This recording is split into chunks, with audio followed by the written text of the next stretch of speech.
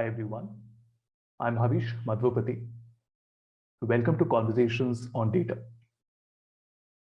I'm delighted to have with me today Tejas Shyam, who is an Edupreneur, founder and faculty at The Education Journey. He's an entrepreneurship coach, a corporate consultant, and a 2 times TEDx speaker. Tejas is a pass out from IIT Bombay, where he has done his BTech and MTech. And he has been a visiting faculty at Narsimhaji College of Commerce and Economics, Devi Prasad Goenka Management College of Media Studies, and Symbiosis Center for Management and Human Resource Development.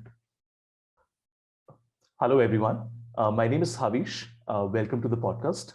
Tejas, it's a pleasure to have you with me today. Thank you so much, Havish. It's a pleasure to be here with you today on the podcast.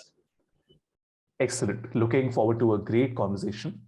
Tejas, to start off with, could you share a little bit about your journey so far, your education, whether you are pursuing what you did in education or have you shifted to something else? Okay, so basically, I've been born and brought up in Mumbai. So my entire education happened in Mumbai. I did my schooling from Mumbai, junior college from Mumbai, and then I went into IIT Bombay. So I've done my bachelor's and my master's, my BTech and my MTech from IIT Bombay. Post that, I actually moved into Wipro Technologies in one of their fast-track management development programs. After that, I moved as the technology head of a company called Living Guard Technology. Some of them may know about it because you wear those Living Guard masks. So I was one of the first tech heads. I quit that role and I moved into teaching because teaching happened to be my passion. And I've been teaching since around 2013, end of 2013, full time. I've started my own organization called The Education Journey, that's Stage, since 2016 or late 2015. And I've been at it for the past 7 years now. Excellent. Talking about the teaching bit, if I can take that as a platform to ask you a question. When I meet B-School students, I always tell them that sales is not a choice, right? And the higher up you go, you realize that everybody is a salesman, right? So that demarcation where you say that I joined a profile in finance, supply chain, that only happens in the beginning of your career. As you move up, you realize that you all have to sell. And, if you have to grow up the ladder, you have to be a salesman. The definition might be different. It might be internal selling to your teams or to your internal stakeholders or to your board. So I want to talk about teaching as well. I've been a faculty myself. I love to teach. Do you really feel that the ability to teach, right? The ability to work with your peers or to mentor others is something that not just a few of us should do, but everybody should have some level of skill at that. And we should actively train ourselves to get better at it. I think, that's very important, Havish. The reason being, like you rightly said, at the end of the day, it's about selling yourself and selling your abilities. As a teacher, the first thing that I believe is, more than anything else, you're supposed to connect with the students, right? And the students are supposed to connect with you. They'll build a connect with the subject a lot later. The first thing that a student looks at is, oh, look, this is my faculty.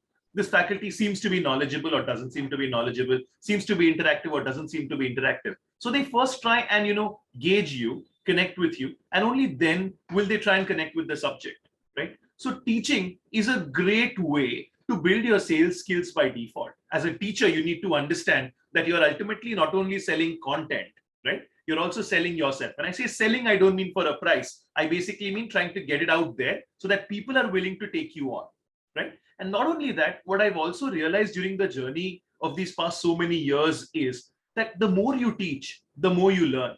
And I, for one, am a strict believer in the fact that, the day you stop learning is the day you stop living. Even today, every day, every night, actually, I spend about 1.5 hours studying something, reading up something. It may be something completely unrelated to what I do. One day I might read up about the stock market. Another day I might be reading up about some framework in entrepreneurship studies. A third day I might be reading up something cutting edge in tech. But what it does is it forces you to go back to the board. It forces you to read something not something, a lot of things. And that helps open up a lot of possibilities for you as you go ahead. Not only in terms of the conversations you have, but also in terms of the deliverables that you can actually, execute well. So I think teaching is an area that every student should at least try for a little bit, right? And there is a good thing about teaching, and a good thing about some institutes. They have this TA-ship program, right? Teaching assistantship program, where when you're in a certain year of college, you become a teaching assistant to your juniors. Even that might be a great way for organizations, from an organization perspective, to encourage this among students. Right. So what I do when I work with students and I give them live projects, students have this tendency of being like a magnet and trying to search for similar competencies, right? So if there is somebody at a certain skill level, somebody who's good with presentation, they will try and search for people who are similar to them, because we like interacting with others with whom we can discuss same thing. And I always tell them that's absolutely the opposite way of how you should be doing it. When you're creating a team, you have to actively search for people from different skill sets, right? Because that enables you to learn additional things, and B, it reduces redundancy. There is no point having two people on a college project when both of you are excellent at creating presentations. What's the point, right? I mean, either you're going to both work 50%, 50%, and at the very best, you're not going to learn, right? So it's very important to have a combination of people. And on a personal note, when I was doing my MBA, I remember, if I may be candid enough to say so, they would, as a young 18, 19, 20-year-old, when you had somebody in your team and the faculty had assigned that team, and you would not really feel happy about the fact that they're not pulling in their weight, right? Or they probably do not have the requisite communication skill, whatever it may be. And I used to get very miffed at it. I was very studious and I wanted to have the best around me and, work in that group of students. And then I realized that I'm only going to get better if I have something to contribute, rather than asking what are they doing for the team. It's a question of what am I able to do back for them, right? If you're able to pull your peers up, that is why, and that is how you will also get an opportunity where others will pull you up, right?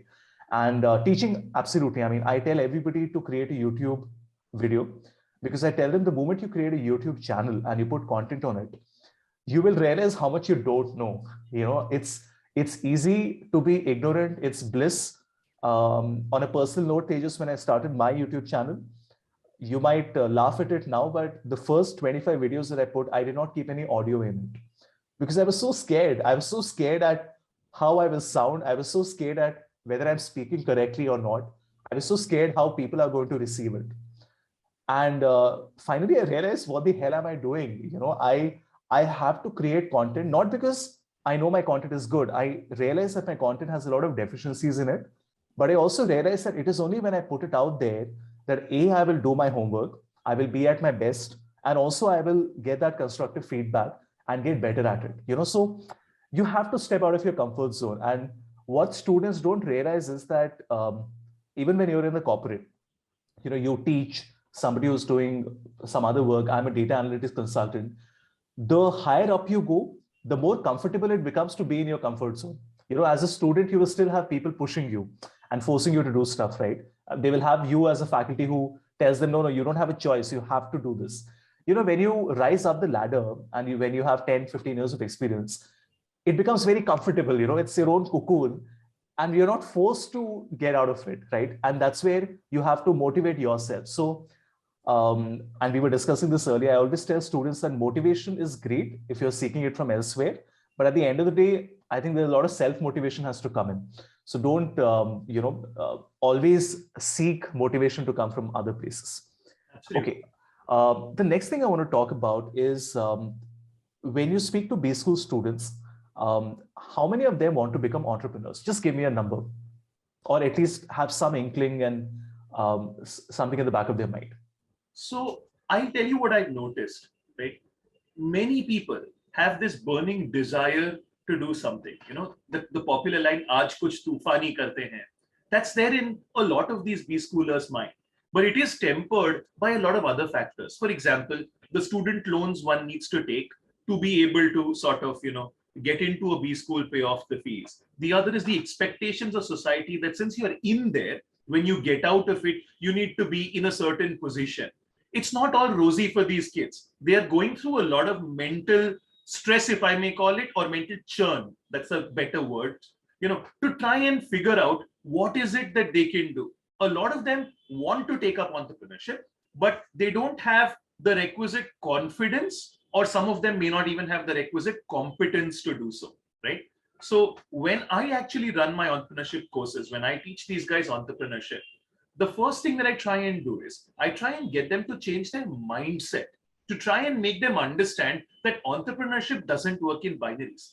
It's not about either this or that, either doing something or not doing something. There are many ways in which you can actually build up to a successful entrepreneurial long-term perspective, right? And that's why what happens is a lot of the students who are on the fence, some of them get enabled, some of them feel, oh look, maybe not right now. So on an average, if I have about 100 students in my class, you can say that about 10 of them are really, really interested in becoming entrepreneurs, out of which I've seen in the past that about 4 or 5 of them will certainly give it a shot.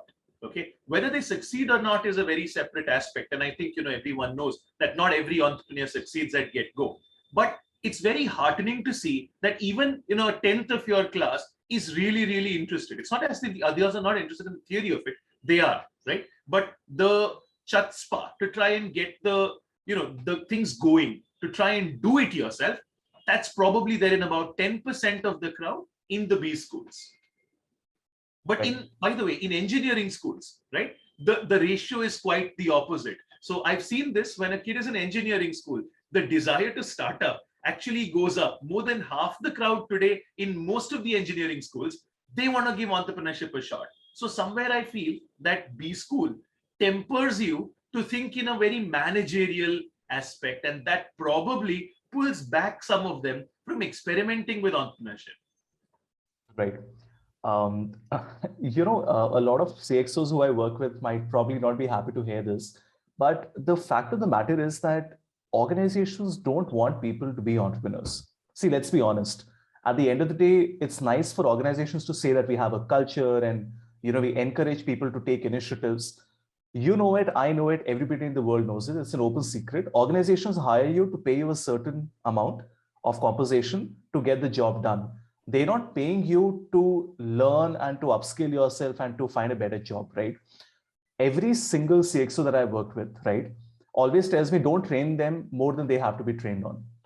And I don't feel bad about it. I'm not saying this in a bad way. See, at the end of the day, everybody has a boss. If the CXO has to report to the board of directors, the employee has to understand that if you want to take initiatives, organizations are not going to encourage that unless it's in their best interest, right?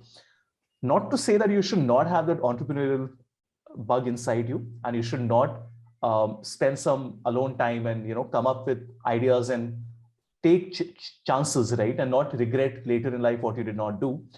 But my problem with students is that they feel the organization is going to have that conducive environment, and I tell them the organization is, if I may say so, the most hostile environment to entrepreneurship. Because why would they? I mean, they are not fostering entrepreneurship. As it is when you work with an organization, after an MBA, you're getting a CTC of, let's 20 lakhs. Don't expect that you will have free time to pursue the hobbies and the passion that you have. And that's life. It's and a lot of students, their faces drop when I tell them this, and they're like, why are you telling us all this? I'm like, this is reality, right? Once you step out of the comfort area of the B school, you will realize that this is how organizations are. And Tejas, before I take your thoughts on it, one other thing you said was about competence, right? I also have a very strong opinion on it. And again, this might not be a very nice way to put it, but the reality is that everybody is not competent to be an entrepreneur. And when people argue back and they look at me with a wry smile and they say, really, you mean to say that you're better than us? I tell them, no, I'm not saying I'm better than you. As a matter of fact, I am not capable of doing a 9-to-5. And I mean it in the most serious manner possible. I find it very difficult to build relationships internally in an organization, because I'm an introvert, I'm very shy. And I realize that I can't fit in that typical corporate setup, right? And it's not that I'm saying entrepreneurship is better than working a 9 to 5.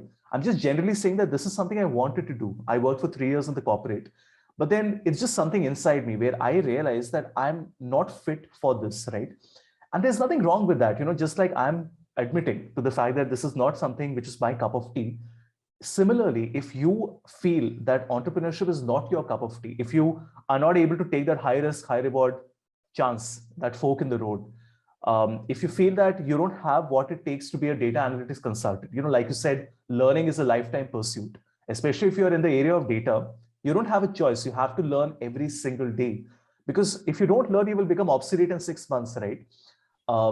If these things don't excite you, probably this is not the right path for you. And students always say, how can you say all these things to us? You are supposed to guide us and motivate us to pursue a career in data. And I tell them, no, it's my duty to tell you as it is, right? There are days when I wonder, am I doing the right thing? Where I wonder that after working on Excel for 18 years, I feel I'm becoming obsolete because, there's a new feature update that comes in. And this is what keeps me on my toes. I used to be very cocky when I was 27, 28, because I felt I was so good with Excel. Because ignorance is bliss, right? When I started looking at people outside my area of connections, when I looked at people globally and people who have been working on Excel for 30 plus years, I realized that I don't know what I don't know, right? And that's when I learned to stop talking more and start listening more. Because I realized that it's very easy to not even take that new pursuit, right? And just say that you're good at what you do without even realizing that there are so many other facets that you have not even looked into. So anyway, I just want to get your thoughts on this, about the entrepreneurship thing. And again, you don't need to second what I'm saying. I personally feel everybody cannot be an entrepreneur, because if you need motivation, if you're afraid of taking risks, and if you feel that I will have a regret if my venture does not succeed, I don't really feel that it's the right thing for you. But provided they have the right information, like you said, you're taking courses. After learning, after taking the right learnings and understanding what it is, if you still feel that this is not your cup of tea, there's nothing wrong with that. But of course, don't make that judgment even before you know what it is. Just looking at Shark Tank or listening to motivation speeches is not enough to take that decision. That's at least how I feel. What are And your I thoughts agree on that? with you. I agree with you completely, in the sense that, see, what happens is most of the youngsters today are very influenced by the glamour of entrepreneurship, right?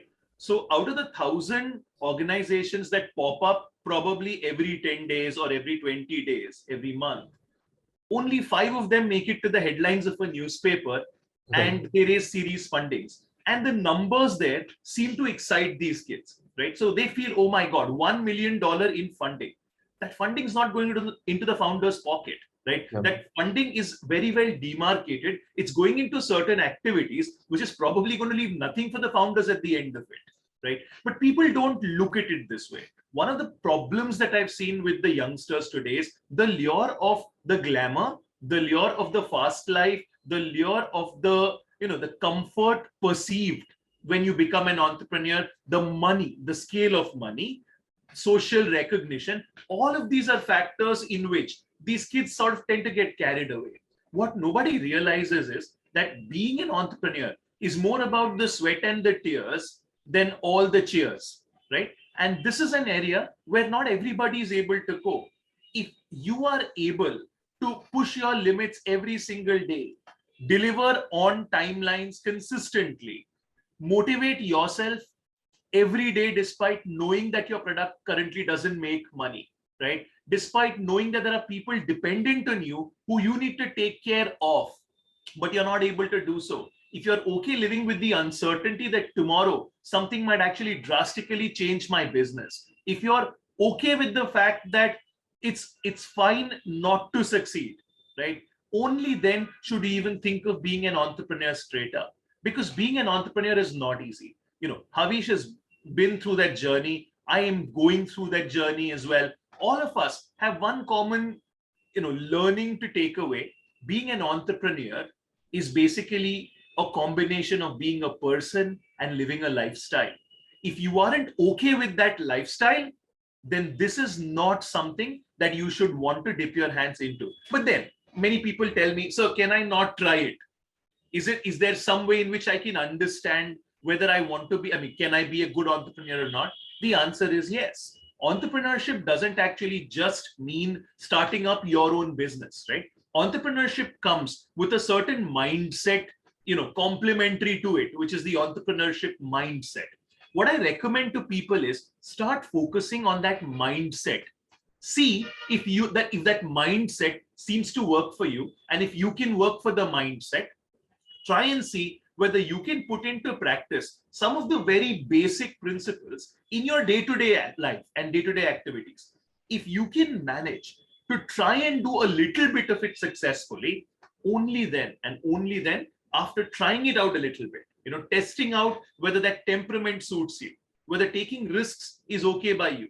Supposing you take a risk of 10 rupees today, will you get sleep at night? If you don't get sleep at night, don't be an entrepreneur, because their bigger monies, bigger challenges are involved, right? So test yourself out, see whether you are capable enough of handling the blowback.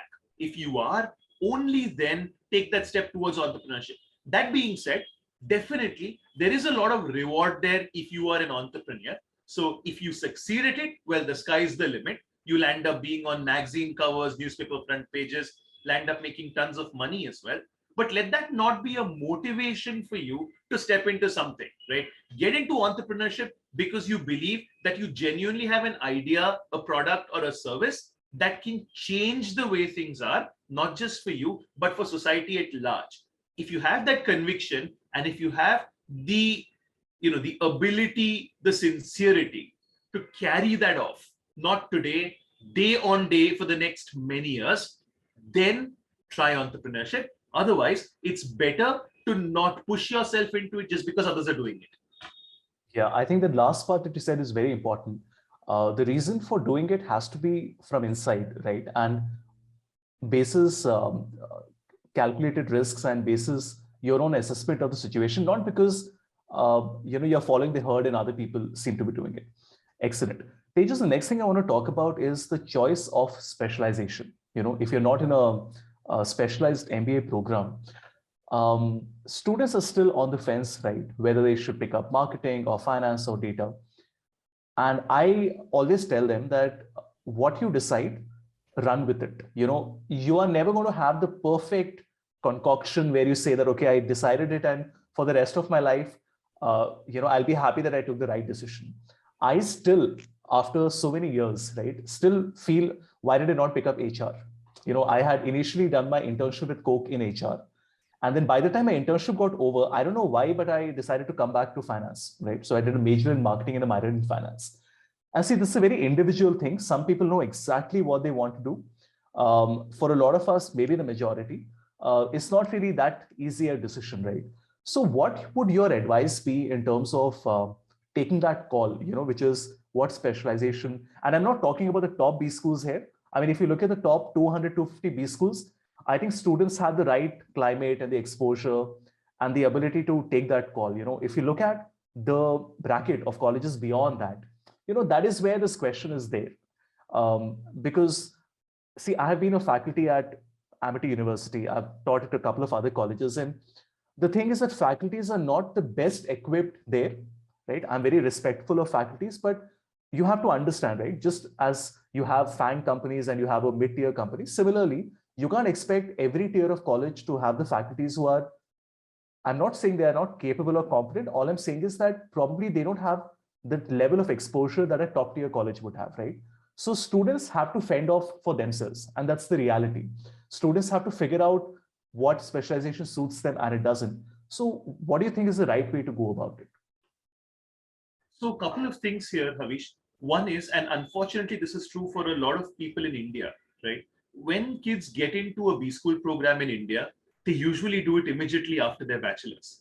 Very few of them actually take a couple of years of work ex and then get in. Majority of them want to get into a B school because of the tag. And that's a harsh reality, and I'm okay with it, right? We all need that tag for personal and professional growth, and that's fine.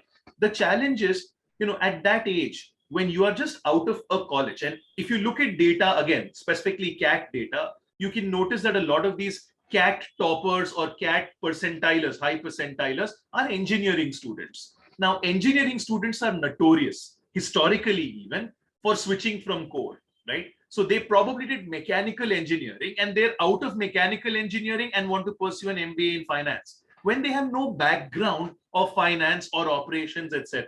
Right? So a lot of this is basically driven by perceptions of what kind of a job would I like after my education. So they work it backwards, right? So everyone has a dream company. Someone says, I want to work for company X, right? So this company X is good at this particular area. So let me work it backwards and master things in that area so that I have a better shot at that company. A lot of kids today think of it that way, right? Very few kids actually plan it forward saying, look, I love HR. Therefore, I want to be in HR and I'll carve a niche for myself in HR as I go, right? A lot of the times, this is also a function of what you land up getting. What you get offered, what is, how much is your score, which colleges are you in. So there is a mix and match of college, program, all of that to try and get you into a certain situation, right? If you ask me, that's the first problem that we have. The second problem, like you rightly said, is even when you are in a program, a lot of it is do it yourself, right? Even in the top tier B schools, not every faculty member will come in and give you A to Z gyan. And I say this with utmost respect. It is because a lot of the faculty today are researchers. They're researchers first, they're teachers second, right? And when they're researchers, they view real life from a very different lens. When you're a person from the industry, you work closely with businesses or you are in the business, you view the industry very differently, right? So you are on the other side of the table there. So in that sense, the perspectives that they bring in are very theory oriented. They are very bookish, right? And they're great perspectives to have, but they don't help you with the kind of growth you need to break the ceiling and go beyond, right? You will be one of those very good theory equipped children who will go out there in the industry and expect things to work like your textbook. It never happens that way. So this is why one of the major challenges that the kids actually face is when they take a stream that they feel they want to get into, it is probably not working out for them in the long run for these two factors, right? And this is where my advice to them is, you can't figure out what you want to do in life. It's not possible. At the age of 22, 23, 24, when you're typically entering your B school, even I wasn't very clear what I wanted to do, right? By the time you're 25, 26, probably you're getting into a frame where you're saying, look, this seems to be a better direction to go in. And I think, Havish, both you and I, we can vouch for it from our experiences that as you grow, right, you take your direction a little more seriously.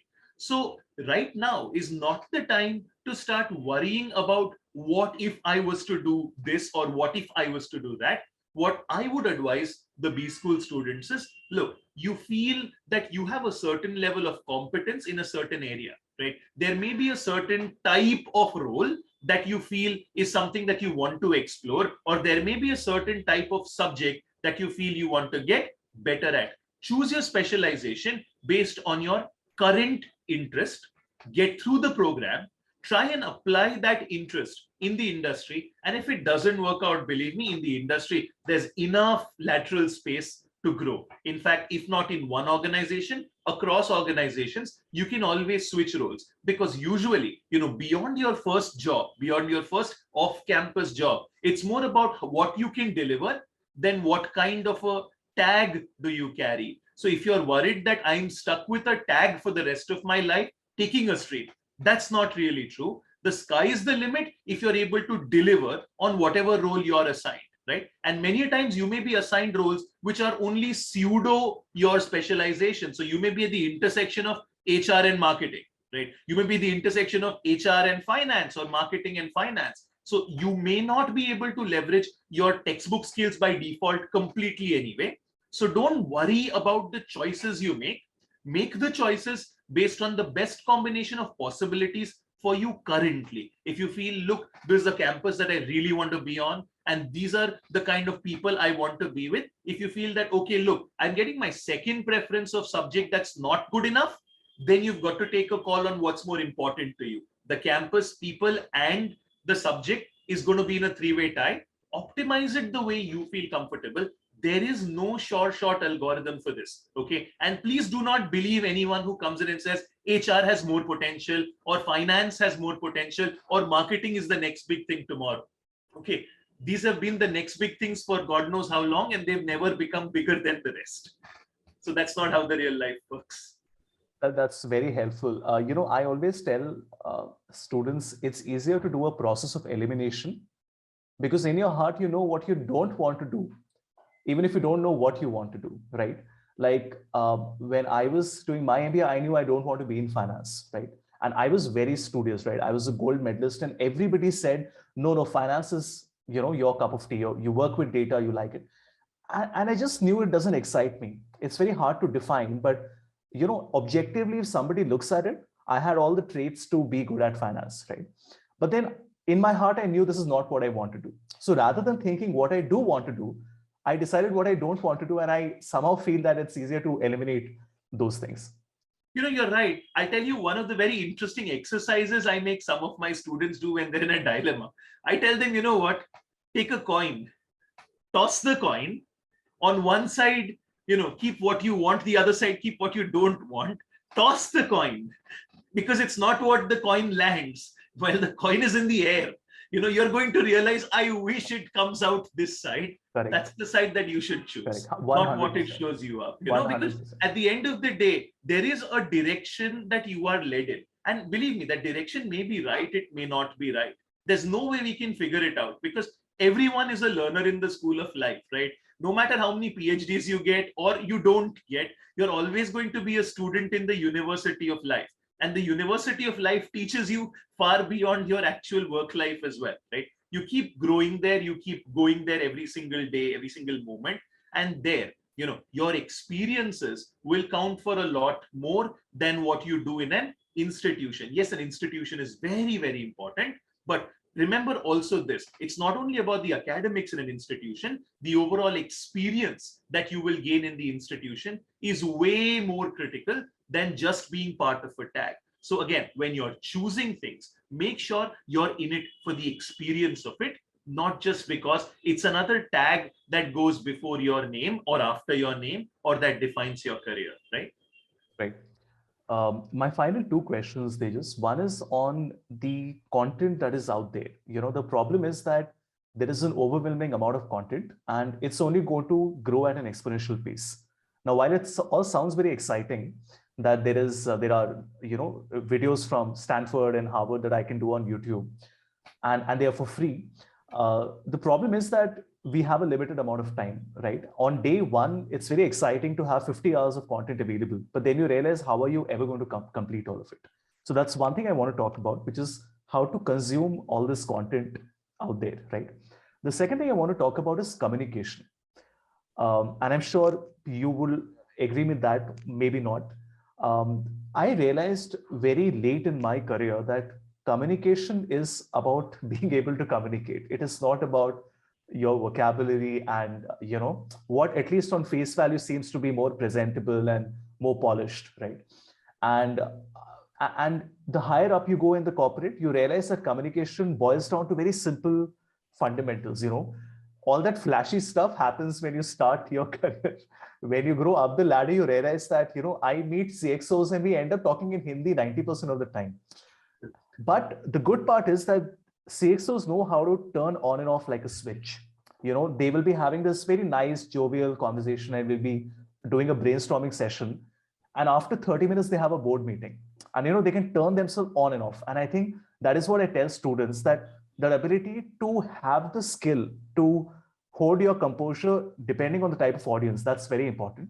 So let me start with the first thing first. So before coming to communication, what about the content? How do you consume it? How do you keep a tab on it? It's like binge watching. When you watch something on Netflix, you don't worry that, oh my God, there are 500 hours of content I'm not watching. But when people have to learn on YouTube, half of them don't even start because they say that we will never be able to complete it. And I tell them that's a stupid thing to do. You're not going to not start because you can't complete it, right? So what would your advice be on that? The first thing is, there is a lot of content out there. A lot of it is also substandard, right?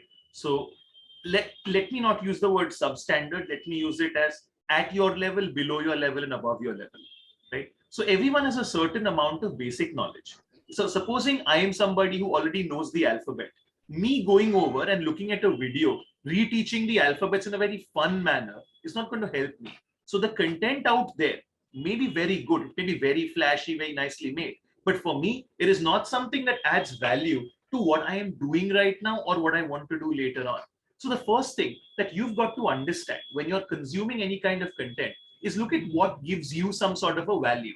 When I say value, it may be value in terms of monetary gain, it may be value in terms of happiness gain even, right? So there may be content out there which you feel wonderful just looking at because it pleases you in some way, right? So for example, when I look at neural networks built by some students and how they are in action, I understand nothing of how they've built it, but it just looks so pretty that I want to look at it, right? So in the same way, a lot of the content out there, first of all, is uncurated, right? That's necessarily not a bad thing because you get to curate and create your own sort of a playlist. So the first thing you should do is try and understand what kind of content is it that you're looking for. The advantage of that is YouTube or the good platforms, they have this algorithm where they will drive more such content to you straight up. Like you don't need to consciously keep searching. When you look at 5 videos on one topic, the next set of recommendations come on the same topic, right? And they will give you those recommendations which are as per your taste. So once you start watching a certain kind of content, you can obviously keep watching it to a certain point where you feel you're comfortable with it. Now the challenge is how much is enough, right? To be honest, there's no real answer to that. It all depends on how much is it that you want to grow in a particular topic. One topic can be a lifelong experience. Like in case of Havish, he's focused so much on the business aspect of it. Like he said, as a simple Excel, program has so much depth in it that he's got to read up every single day. For me, talking of physics in 11th and 12th grade level or a chem in 11th and 12th grade level itself is a matter of great depth, right? So for you, you define what depth is it that you want to go to, right? In terms of how do you consume content, what I usually advise people is don't binge watch, because this is not your daily soap opera or an anime that you're watching and you'll forget about it after 2 days. What tends to happen when you binge watches, there's a certain satisfaction of finishing stuff off, but the recollection is not good enough. So what I generally tell people is pace yourself out. Okay.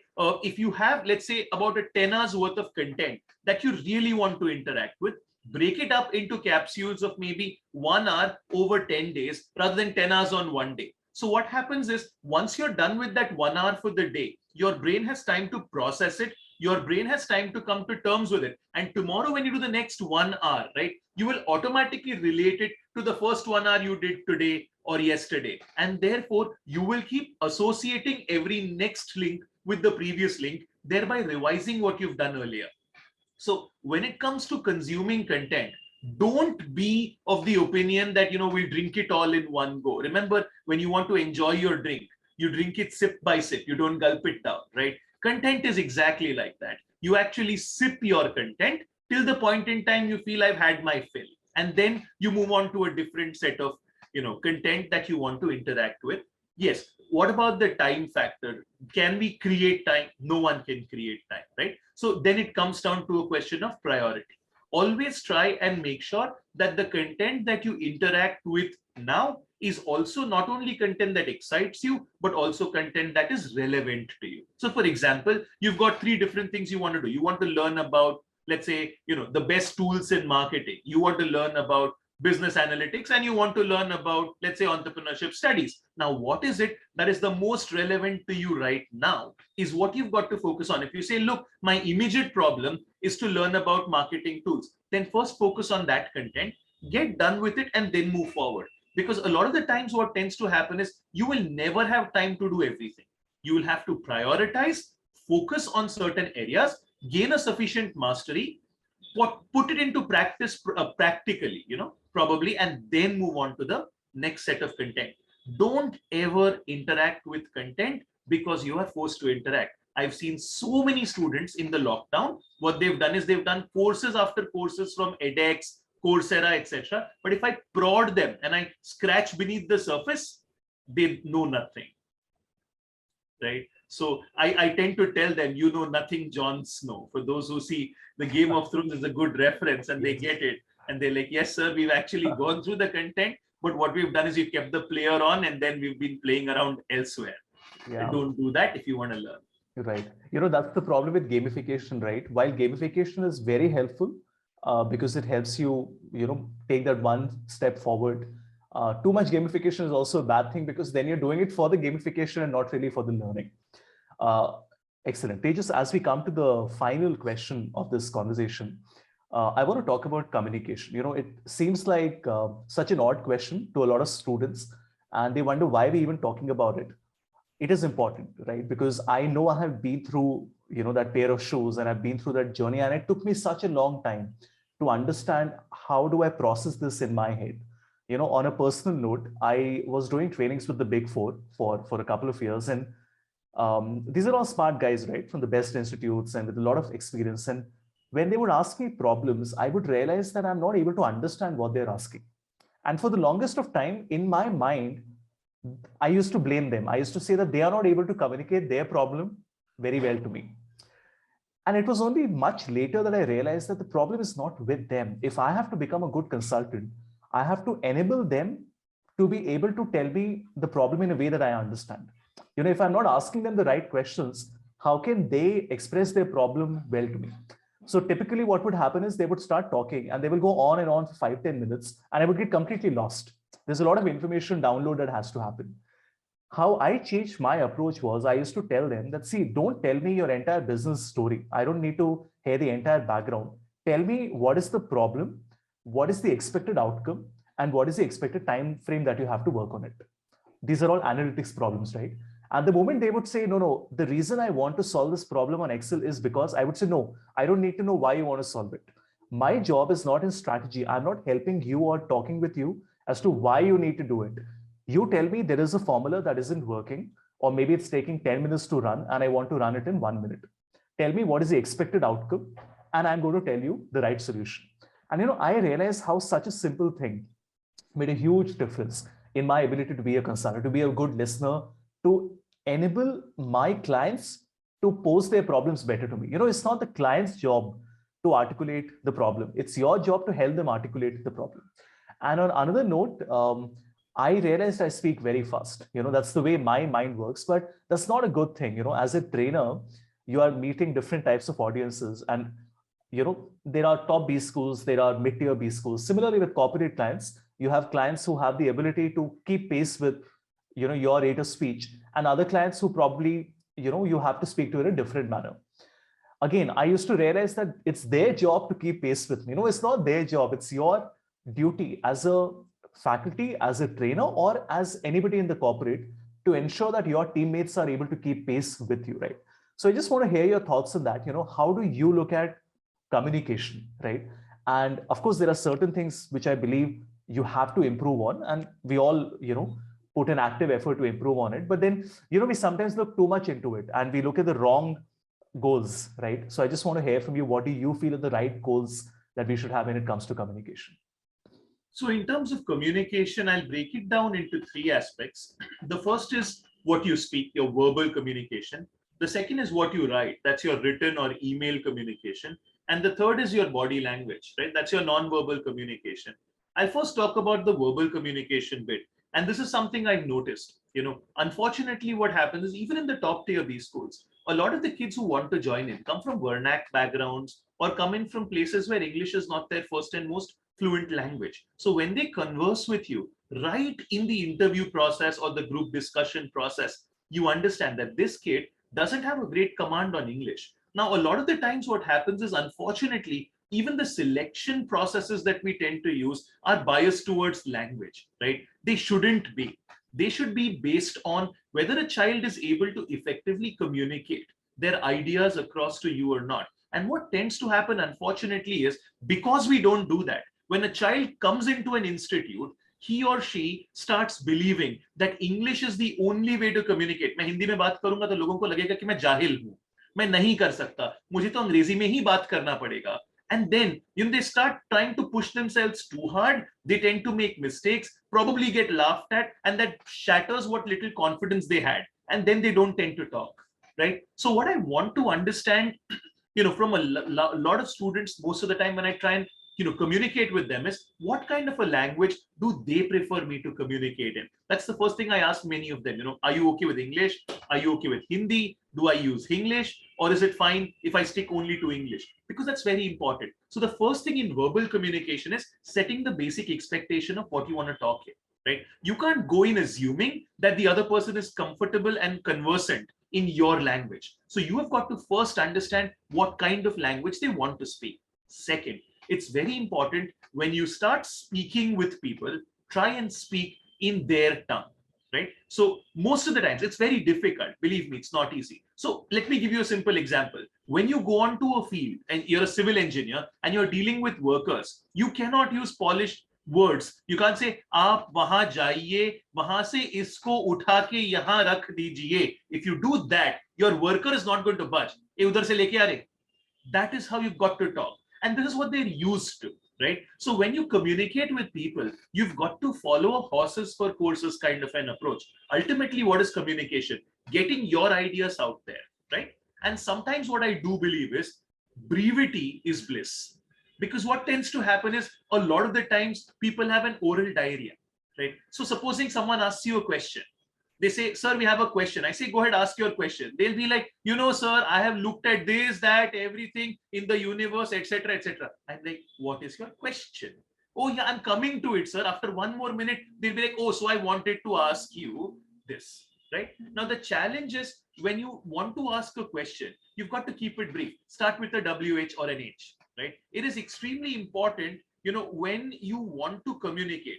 The more crisp your communication is, generally, the more effective your communication becomes, right? So practice talking concise but clear. That's very important. Language is secondary. Obviously, you can't know all the languages out there. So the first thing is be concise, be crisp, but be clear, right? In terms of non-verbal communication, when it comes to written communication, in written communication, again, one of the challenges that I see is the emphasis on formality, right? The emphasis has to be on content. You want to convey a certain thought.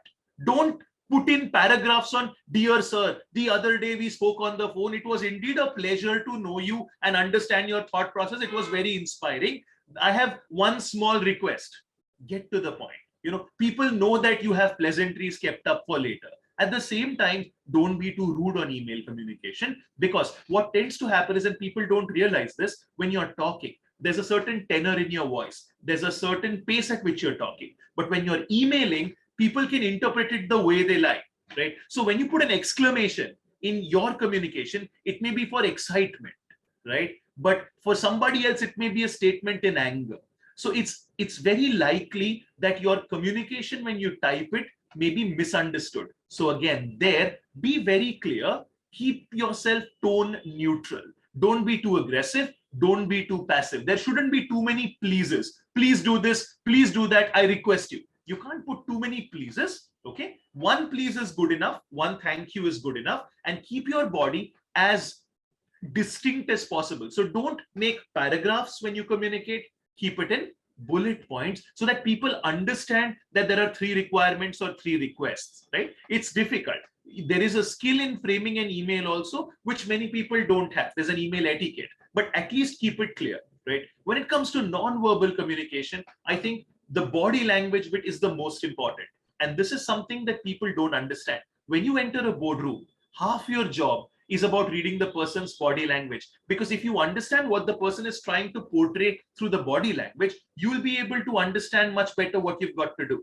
Half of sales is trying to understand whether the customer is buying in, and they will not buy in with their words. They'll buy in with their actions, right? They'll fidget in their chair. They'll put their head down. They'll turn around. There'll be some, subconscious cue they will throw at you where you've got to understand, oh, look, this is working or not understanding. So someone's talking and you do this, right? So they know that that's a shrug where you're saying, so what, right? So that cue tells you, oh, look, maybe I'm not relevant. So again, picking up on non-verbal communication is hugely important, but this doesn't happen overnight. Right? Communication, quite contrary to what we believe, is not going to be taught to you in one day. It cannot be taught to you. A lot of communication is about unraveling things, right? Because different people have different ways of communicating, right? And that different way of communicating is what you've got to start getting comfortable with. As you start growing, the first thing you need to also do is upgrade the way you communicate with people. The CXOs, like Havish was mentioning just now, they have this unique ability of switching on and switching off. They can talk to the lowest level of the workforce and the highest level of the workforce with equal ease, because that's how they've grown. They've understood all kinds of people. So remember, when you're talking with people, you will have a different communication approach for different kinds of people. And that is critical. Understand who you're speaking with. Okay. And for those of you who have issues with communication, for those of you who have got problems talking with others, I have a very simple solution. I've done this and believe me, it's worked. Okay. I've given this solution to people who have given all these TOEFL exams and IELTS exams. When they have spoken stuff, they want to, get some confidence there. And I'll tell you what I tell them. Stand in front of a mirror.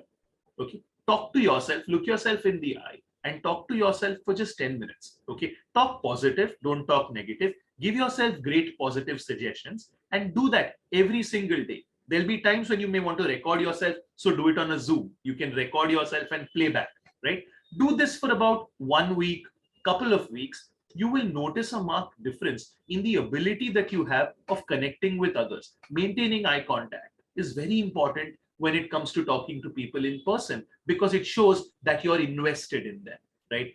Being able to communicate without too much of gaps is again very important. And I know this is more of the bells and whistles, not the core of communication, but the core of communication, like I said, is keeping it brief and keeping it simple.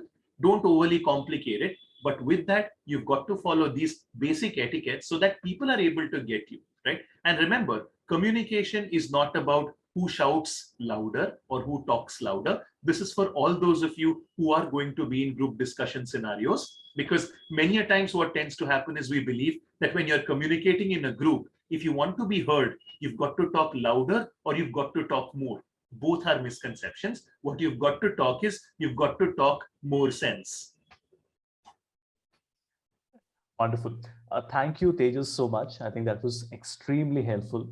And it's sometimes the small things in life that matter. And I think the more complex things we end up doing any which way, right? We will end up learning it. It's the simple things that we forget because it's difficult, to tell and convince ourselves that we have to work on it and we have to actively put some effort on it. Right. Excellent. Thank you so much, Tejas. Thank you so much.